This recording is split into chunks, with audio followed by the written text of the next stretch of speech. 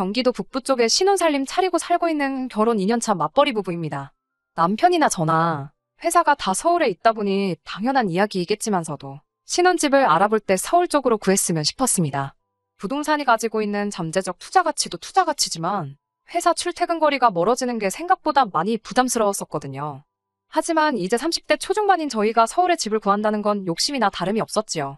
각자 모아둔 돈이 비슷해서 반반 결혼을 하기는 했는데 둘이서 여태껏 모은 돈을 합친다고 해도 서울 아파트는 까마득해 보였습니다. 시어머니가 무조건 빚을 내서라도 서울에 집을 사는 게 맞다고 하셨어요. 나중에 집값 오르는 것만 생각해도 무조건 이득이라고 하셨는데 그런 부분이야 저희도 알고 있지만 형편에 맞게 살아야지. 당장 저희 모은 돈의 벌이를 생각해보면 애로사항이 더 많았거든요.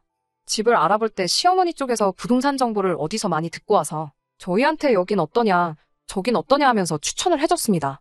개중에는 조건이 괜찮은 것도 있었지만 역시나 저희 형편에는 무리였습니다. 영끌에 대한 이야기도 오가긴 했는데 맞벌이였다 보니 대출이자 부담이 크긴 해도 못할 정도까지는 아니라는 생각도 들었지만 또 사람 일이라는 게 어떻게 될지 모르는 거잖아요. 특히나 아이라도 생기거나 한다면 그때 가봐야 알겠지만 맞벌이를 계속 할 수는 있을까 싶은 생각도 들었고요. 둘이 벌면 넉넉하지만 남편 외벌이가 된다면 생활비에 이자만 생각해도 빠듯해 보여. 여기저기 알아보다가 그나마 접근성이 좋은 경기도권으로 눈을 돌리게 되었어요. 살다 보니까 걱정했던 것보다 불편한 점이 많이 없었습니다. 그나마 있다면 남편이 친구들 만나는 약속이 있으면 택시비가 좀 더 많이 나오는 정도인 것 같네요.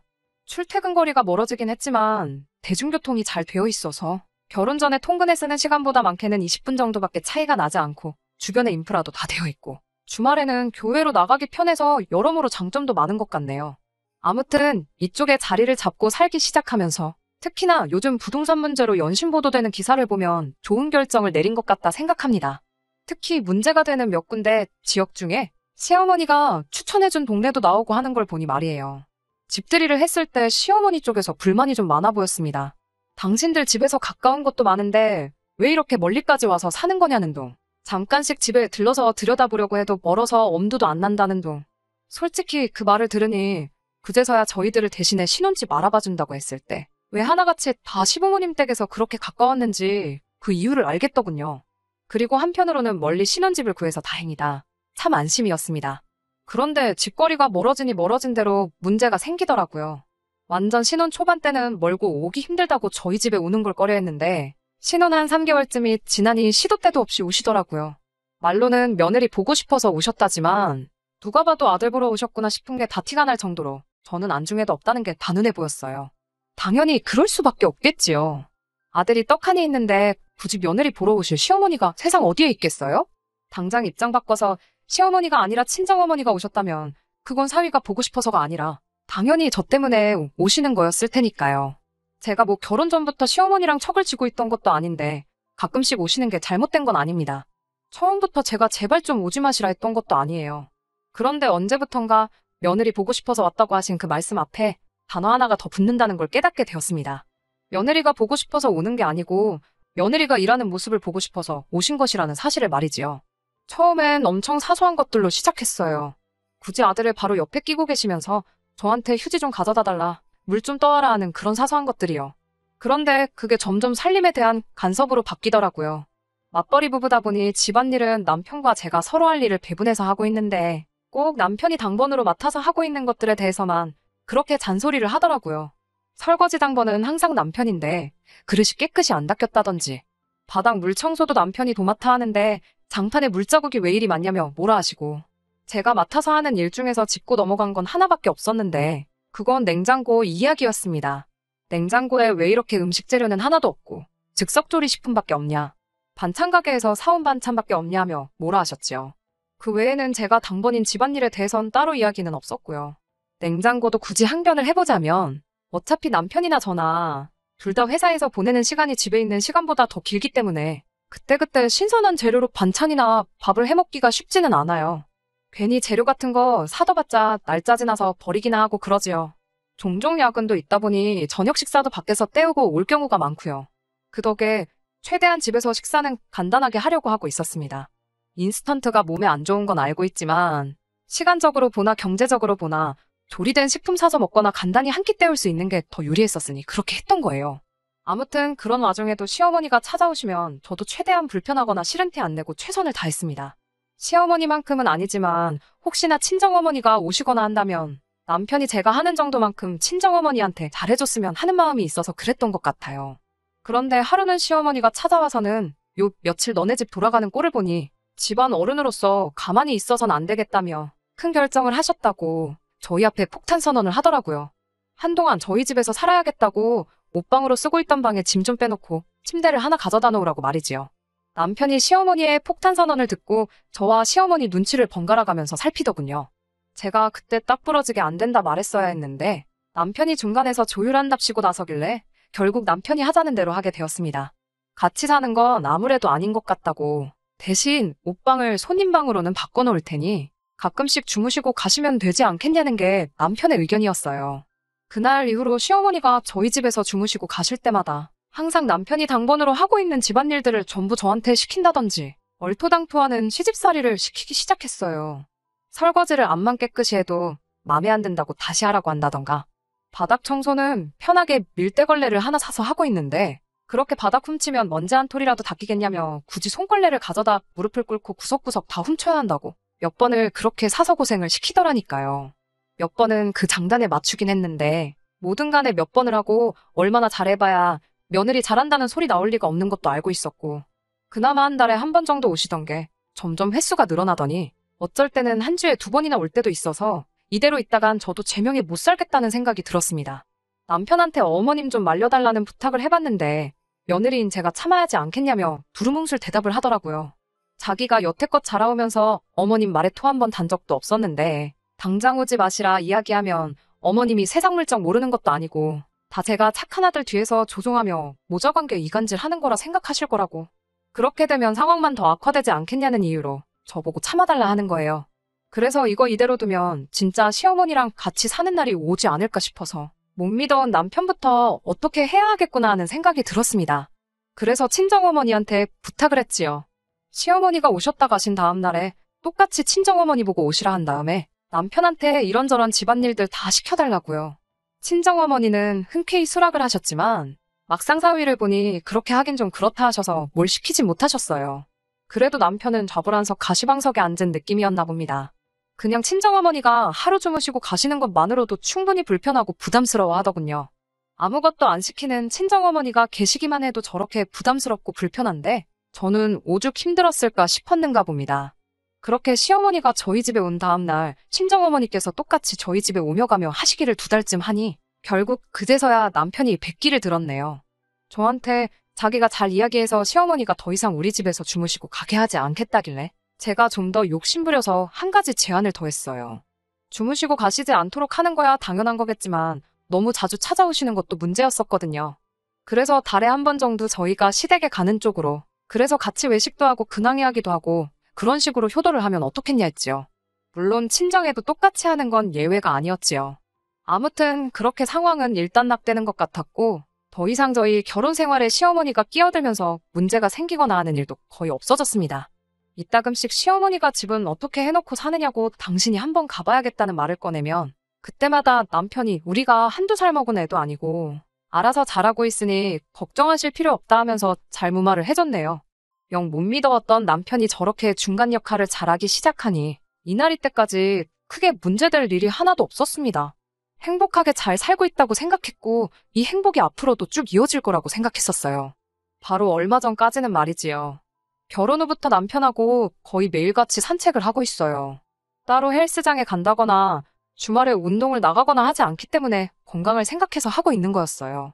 그런데 최근 들어 남편 행동이 조금 이상했습니다. 산책로가 따로 정해져 있는 건 아니고 아파트 단지 근처로 그날그날 여기저기 돌아다니는 식인데 얼마 전부터 남편이 부동산 앞에만 가면 잠시 멈칫한다거나 고개가 돌아가더라고요. 부동산 유리창에 붙은 금매전단을 보고는 골똘히 생각에 잠기거나 그러는 거예요. 저희가 2년 전에 집을 사긴 했는데 지금 사실 그때랑 비교해보면 집값이 조금 내려갔어요. 부동산 상황에 따른 어쩔 수 없는 가격 하락이고 어차피 집도 마음에 들고 하다 보니 최대한 신경 쓰려고 하지 않아요. 2천만 원 정도 더 내려갔는데 오히려 그때 시어머니가 추천해줬던 아파트만 두고 보면 거긴 억대로 떨어진 곳도 있으니 오히려 그 점이 다행이라 생각하고요. 저는 남편이 부동산 가격을 유심히 보는 게 가격이 내려간 게 안타까워서 그러는 건가 싶었거든요. 그런데 그게 아니라 다른 꿍꿍이 속이 있던 거였더라고요. 난데없이 저한테 통보하듯 말을 하더군요. 시부모님이 이쪽 동네로 이사 오기로 했다고요. 그제서야 그동안 산책하면서 부동산 앞에서 급매물에 그렇게 관심을 보이던 게 왜 그랬는지 알았습니다. 살아보니 서울보다 북적대는 거 없고 한적하지, 공기도 비교적 좋은 편이지. 집값도 서울과 비교해보면 저렴하니 현재 살고 있는 집을 정리해서 이쪽으로 이사 오면 노후 자금 걱정도 끝이잖아요. 제가 봐도 단점 하나 보이지 않고 장점뿐인데 제가 쌍수를 들며 반길 것까진 아니지만 그렇게 결정했다 해도 반대는 안 했을 거예요. 하지만 저한테 상의 한마디도 없이 이 일을 몰래 진행했다는 게 어이가 없고 솔직한 심정으론 너무 서운하고 열이 받았습니다. 그리고 자세한 내막을 알고 나니 이 이사를 주도적으로 진행한 게 다른 사람이 아니고 남편이었다는 걸 알게 되었어요. 시어머니한테 이 동네가 얼마나 좋은지 설득하고 최근에 집값이 내려가기 시작하면서 급매물로 나오는 부동산 정보들 틈틈이 확인하고 있다가 시기적절할 때 시어머니를 이사시킨 거였지요. 심지어 집이 저희 집에서 걸어서도 오며 가며 할 정도로 가까웠습니다. 이쪽이 개발된 신도시는 아닌지라 작은 규모의 아파트들이 여기저기 뭉쳐있는 동네거든요.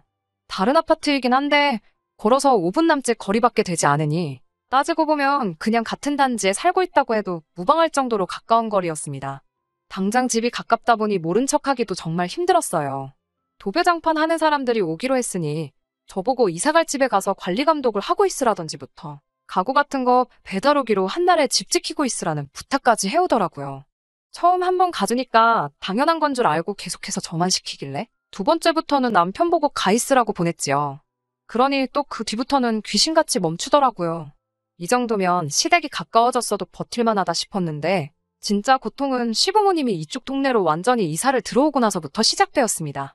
시어머니가 가까워지니 남편은 쪽수가 많아져 기세가 등등해진 건지 아니면 결혼하고 나서야 겨우 효자가 돼버린 건지는 모르겠네요. 아무튼 시부모님이 이사 오시고 나서부턴 저녁 식사를 매일같이 외식을 하게 되었습니다. 말씀드렸다시피 예시당초 집에서 밥도 잘 안 먹어서 저녁은 간단하게 때우곤 했습니다. 외식이 밖에서 사 먹는 거니 달라졌다 하기엔 조금 그렇긴 하지만 전과 비교했을 때 크게 달라진 점이 있었습니다. 모든 외식 자리에 시부모님이 함께하기 시작했다는 게 문제였어요. 저희야 간단하게 때우면 한 끼에 인당 10,000원 안 넘는 선에서 먹었거든요. 분식이나 김밥집도 자주 다녔고요. 그런데 시부모님과 같이 저녁 식사를 하게 되면서 메뉴는 점점 급이 올라가기 시작했어요. 소갈비를 먹은 다음 날에 민물장어구이까지 먹고 나니 이틀치 외식비로만 거의 50만 원 가까운 돈이 나가버리더라고요. 저희 월급 맞벌이라 넉넉하다고 하긴 하지만 이틀의 외식비로 50만 원 쓸 만큼 풍족한 편은 아닙니다. 더군다나 결혼한 지 2년이 지났으니 언젠가부터는 이세 계획도 세울 수도 있는데 조금이나마 아끼고 저금을 하는 게 맞지. 어쩌다 한번 기분 낼 때 먹을 만한 음식을 매일같이 먹고 있으니 한숨이 절로 나왔어요. 남편한테 이건 좀 아니지 않냐 한번 대파 싸우게 된 적이 있습니다. 그런데 남편이 오히려 적반하장으로 나오는 거예요. 부모한테 쓰는 돈이 아깝냐면서 제가 잘못된 거라 지적을 하더군요. 입장 바꿔 생각해보라면서 이게 우리 부모님이니까 그 돈이 아까운 거지. 장인 장모님이었으면 그 돈이 아까웠겠냐며 성질을 부리는 겁니다. 그게 갖긴 어디가 갔냐고 친정 부모님하고 외식하는 거 그래봐야 어쩌다 한 번이지. 지금 내가 말하는 건 매일같이 어떻게 이렇게 외식을 하겠느냐고 따졌지요. 시부모님 대하기를 친정부모 대하듯이 하길 바래서 꺼냈던 말인 것 같은데 지가 생각해도 제가 하는 말이 틀린 말이 없어서 그런가. 씩씩대기만 하지 더 말은 못하더라고요. 아무튼 그때는 저나 남편 둘 사이에 그렇다 할 합의점을 찾지 못해 계속 다투다가 결국 경제권을 나눠 갖기로 결정했습니다. 이전에는 둘이 번 돈을 합쳐서 관리를 했다면 이제는 생활비를 제외한 각자 돈은 각자가 알아서 관리를 하기로요. 그러니 시부모님과 외식을 하는 건 남편 몫의 지출이 되게 되었고 그 덕에 한동안 외식하자는 이야기는 나오지 않았어요. 하지만 그 날을 기점으로 상황이 점점 악화되기만 했습니다. 하루는 퇴근하고 오니 시어머니가 저희 집에 이미 와 있더군요. 이 상황이 무언가 파악하기도 전에 꺼낸 한마디. 이제 왔냐고 하면서 밥이나 차려보라더군요. 네가 외식하는 게 싫다길래 집에서 먹는 건데 뭐가 문제냐는 식으로 나오는데 경제권을 각자가 알아서 관리하게 되면서 궁지에 처하게 된 남편이 시부모님을 무기로 꼼수를 부리기 시작했던 거지요. 그날 저희 집에서 저녁 식사 마치고 거실에서 TV 보다가 밤 11시가 넘어서야 집으로 돌아가시더군요. 남편한테 어디 한번 해보자는 거냐고 따져 물었더니 다 네가 원하는 대로 해주고 있는 건데 뭐가 문제냐며 저한테 오히려 큰 소리를 치네요. 참 이런 상황을 두고 뭘 어떻게 해야 하는 건지 싶습니다. 한 발 떨어지니 두 걸음 다가서는 상황이에요. 또 어떤 방법을 써서 떼어낸다 해도 날이 갈수록 악화가 되니 그냥 적당한 선에서 제가 항복을 해야 하는 게 맞는 건가 싶네요. 안녕하세요. 이렇게 후기로 다시 찾아뵙게 되었습니다. 결혼 2년 차에 시부모님이 저희 집 5분 거리에 이사와서 고민이라고 사연을 보냈던 쓰니입니다. 이렇게 저렇게 하라 의견 주신 분도 많고 제가 어떻게 지내는지 궁금해하시는 분들도 많아서 이렇게 다시 사연을 보내기로 결심을 했습니다. 일단 먼저 결론부터 말씀을 드려보자면 남의 편 남편과는 영원한 남이 되었어요. 처음에는 저도 그냥 적당한 선에서 넘어가려고 했습니다. 시모 입장에서도 매번 며느리가 어떻게든 이겨먹으려더니 한 번 버릇을 고쳐놓겠다고 더 저러는 거 아니냐는 주변 지인들의 충고를 들었고 저도 조금 양보를 해보기로 결심을 했었거든요. 집이 가까워진 건 어쩔 수 없지만 조금만 거리 두고 매일같이 찾아와 자식들 인생에 간섭을 좀 덜 하셨다면 그냥저냥 참고 지냈을 수도 있었을 거예요. 그런데 하나를 허락하니 두 개를 원하고 기어코 제 입에서 항복했다, 졌다 소리를 듣고 싶었었나 봐요. 매일같이 찾아와 저녁 식사 차려내라 이런 것도 문제였지만 더 큰 문제는 식사 마치고도 밤 11시가 될 때까지 저희 집에서 계속 머물러 있던 거였어요. 밥 차려다 바치는 것도 스트레스인데 힘들게 일 마치고 와서 집에서 편히 쉬지도 못하고 작정하고 눈칫밥을 먹이고 있었으니 말이지요. 이 사단을 만든 게 남편인데 제가 아무리 말해봐야 남편이 제 편을 들어줄 리는 만무했지요. 그래서 처음에는 저도 포기하고 어느 정도 양보해서 남편이 원하는 조건을 들어주려고 했어요. 일종의 항복선언을 하려던 거나 마찬가지였지요. 시부모님과 가끔씩 외식해서 좋은 것도 먹으러 다니고 하자고. 시집살이를 도무지 견딜 수가 없다고 했더니 남편이 하는 말이 가관이었습니다. 이게 무슨 시집살이냐 따지더군요. 네가 시댁에 들어가 살고 있는 것도 아니고 시부모님 모시고 살고 있는 것도 아닌데 그걸 왜 시집살이라고 표현을 하냐는 거예요. 또 그 입장 바꾸는 이야기를 들먹이면서 장인 장모님이 오시면 그걸 제가 처가살이 싫다고 표현한 거나 마찬가지 아니냐는 개논리를 펼치는 겁니다. 매일같이 보는 데다가 저녁도 같이 먹지 잠만 당신들 집에 가서 잔다고 해서 그게 시집살이가 아닌 건 아니잖아요. 그런데 남편은 끝까지 저를 엄살쟁이로 만들고 싶었던 것 같아요. 그래서 저도 더 참아선 안 되겠다 싶어서 퇴근하고 집에 가지 않고 매일같이 친정으로 향했습니다. 친정에서 시간을 보낼 수 있을 때까지 보내다 시부모님 집에 돌아갔을 쯤에서 집에 돌아왔어요. 그렇게 딱 3일을 했는데 남편이 저한테 지금 뭐 하자는 거냐고 묻더라고요. 그래서 제가 말했지요. 내가 친정에 짐 싸들고 간 것도 아니지 않냐고. 그리고 잠은 집에 돌아와서 자니까 이건 별거 하는 게 아니라고요. 시부모님 매일같이 와서 저녁 먹고 TV 보고 하는 게 좋은 것 같은데 효도가 하고 싶으면 너 혼자 하라고. 나는 너가 효도 다 하고 나서 집에 들어와 잠만 잘 거라고 한마디 했습니다. 그리고 나도 친정에 있으면서 내 부모한테 내가 직접 효도할 테니 니도 네 부모한테 그렇게 하고 싶은 효도 실컷 하라고 했어요. 그리고는 그 뒤로 매일같이 저는 퇴근 후 친정으로 향했고 잘 시간이 다 돼서야 집으로 들어가고 그랬습니다. 그런데 언젠가부터 생활비 계좌에서 돈이 조금씩 빠져나가더라고요. 어디다 쓴 건지 내역을 확인하니 동네 국밥집, 김밥집 이런 데서 9,000원, 7,000원 이렇게 긁히더라고요. 제가 딱 집으로 퇴근 안 하고 친정으로 향한 게 일주일밖에 되지 않았는데 그 사이에 남편이 시어머니한테 손절을 당한 거예요. 막상제가 없으니 집에 저녁 차려낼 사람도 없고 그런데 저녁 식사는 또 안 할 수가 없잖아요. 그 귀한 아들을 굶길 수는 없으니 말이지요. 그 덕에 밥당번이 저에서 시어머니로 바뀌어버리게 된 거지요. 그런데 그것도 하루 이틀이지 시어머니도 제가 이렇게 오랫동안 퇴근하고 집에 안 오고 친정으로 향할 줄은 몰랐던 것 같더라고요. 남편도 막상 자기 용돈 가지고 매 저녁마다 외식을 시키려니 그건 돈이 아깝다는 생각이 들었는지 집밥만 주구장창 먹자고 했던 것 같습니다. 어머님 딴에는 집에서 있는 거 대충 먹어도 되는데 막상 아들 주는 밥인데 풀떼기만 올려놓자니 미안하고 뭘 해서 차려주자니 그건 번거로워서 결국 저희 집에 매일같이 오는 발길을 끊었던 거예요.